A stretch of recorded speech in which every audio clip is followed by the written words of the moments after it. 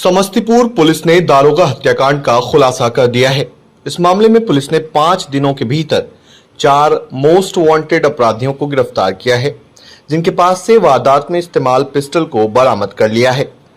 गौरतलब है कि मोहनपुर ओपी प्रभारी नंद किशोर यादव को पशु चोरों ने एनकाउंटर के दौरान गोली मार दी थी, जिसके बाद इलाज के दौरान उनकी मौत हो गई थी। इस घटना की वजह से 15 अगस्त की खुशियां फीकी पड़ गई थीं और लॉ एंड ऑर्डर को लेकर सरकार की जबरदस्त फजीहत हुई थी। समस्तीपुर एसपी विनय तिवारी ने इस कांड के उद्भेदन के लिए 3 डीएसपी और 10 दारोगा के नेतृत्व में 3 एसआईटी का गठन किया था। तीनों टीमों ने मिलकर 5 दिनों के भीतर इस कांड का उद्भेदन कर दिया है। पुलिस के मुताबिक नालंदा के 32 लोगों का गैंग बिहार के अलग अलग जगहों में सक्रिय है, जो पशुओं की चोरी करता है और दुधारू पशुओं को किसानों के हाथ बेचता है, जबकि जो दूध नहीं देने वाले पशु होते हैं उन्हें बुच्चड़ खानों में भेज दिया जाता है। उधर शहीद दारोगा नंद किशोर के पैतृक गांव अररिया के पलासी में लोगों के आने जाने का सिलसिला जारी है।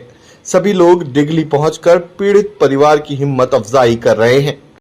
अब तक गिरफ्तार बदमाशों में शान बिघा के विकास कुमार, गराही बिघा के मोहम्मद रईस, भवानी बिघा के धनंजय यादव और खुशबूपुर थाना निवासी रवि कुमार शामिल है।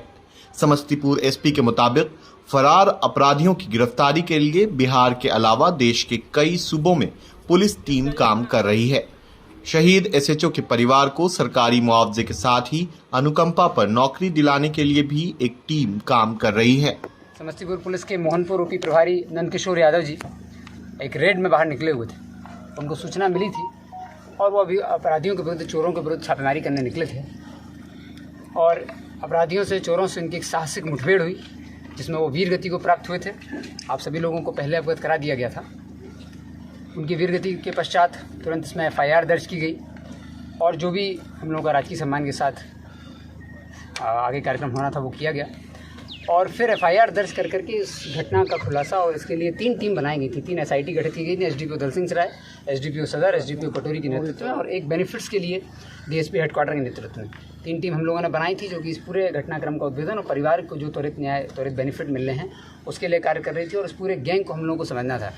FIR दर्ज करने के पश्चात इस पूरे गैंग को समझा गया, गैंग का पता लगाया गया, तो इससे स्पष्ट हुआ कि ये करीब 30-32 लोगों का गिरोह है, जो कि नालंदा जिला के झरहापर गांव है, कराय परसुराय थाना में, भवानी बीघा, परसापर और शान बीघा और झरहापर गांव के आसपास के 3-4 गांव और हैं और कराय परसुराय थाना के नियर बाय थाना के भी कुछ छोटे छोटे गांव हैं, जहां पर ये एक संगठित गिरोह की तरह कार्य करता है।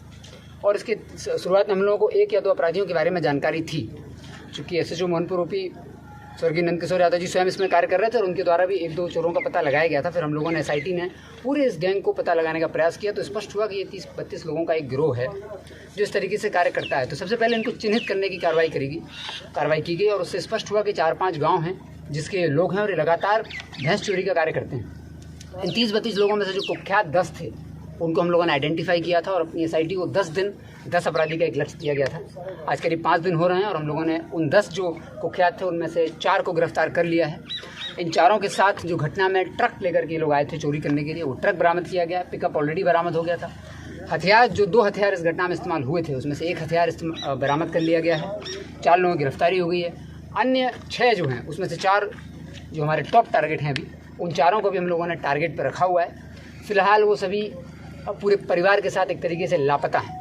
हमारी कुछ गोपनीय और खुफिया टीमें निकली हुई हैं, जो कि न सिर्फ राज्य बल्कि देश के अन्य भागों में भी निकली हुई हैं, लगातार इन अपराधियों का पीछा कर रही हैं और हमारे SIT का ये जो लक्ष्य है कि शीघ्र ही उन चारों को जहां पर वो हैं वहीं पहुंच करके कार्रवाई की जाएगी। और फिलहाल जो 4 लोग पकड़े गए हैं ये हमारे टॉप 10 में थे इस पूरे गिरोह के। इन लोगों को पकड़ा गया है, इनको FIR करके जेल भेजा जा रहा है। इन लोगों से पूछताछ हुई, पूरे घटनाक्रम को हम लोगों ने समझने का प्रयास किया, तो इससे स्पष्ट हुआ कि ये लोग घूम फिर करके लगातार ये पूरे जो गांव हैं, इस गांव में बड़ी संख्या में चोर हैं, जो नाम मैंने आपको बताया, इन सभी गांव में बड़ी संख्या में चोरों की आबादी है और ये भैंस चोरी का ही ये लोग कार्य करते हैं। संगठित गिरोह है। इन लोगों का जो मॉडस है काम करने का, ये लोग अपने साथ एक ट्रक, 2 स्कॉर्पियो रखते हैं, 2 पिकअप रखते हैं और कुछ बोलेरो रखते हैं।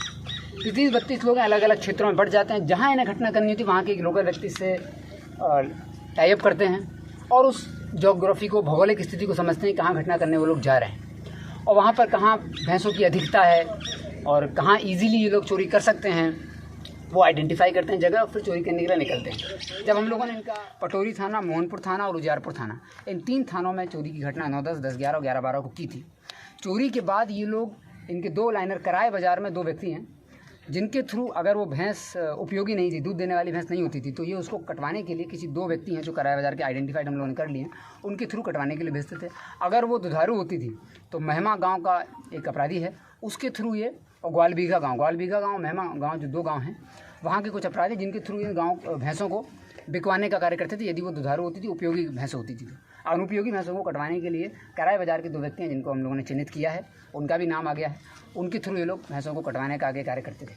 तो पूरी घटना हम लोगों को स्पष्ट हो गई है और इसमें जो 4 व्यक्ति हैं, 4 अपराधी जो हैं, विकास कुमार जो कि शानबीघा का रहने वाला है, रईस जो कि गराय बीघा का रहने वाला है, धनंजय यादव जो कि भवानी बीघा का रहने वाला है और रवि कुमार जो कि खुसरूपुर थाना का रहने वाला है। 4 अपराधियों को हम लोगों ने जो गिरफ्तार किया, जो 10 आइडेंटिफाई किए थे, इन 4 को आज जेल भेजा जा रहा है। ये लोग पुनः घटना करने के लिए, चोरी करने के प्रयास में आए थे। इन गिरफ्तारी समस्तीपुर से ही की गई है।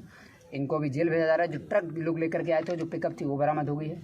जो हथियार बरामद हुआ है उसको हम लोग FSL जाँच कराकर इनको सज़ा दिलाने का आगे का कार्य करेंगे।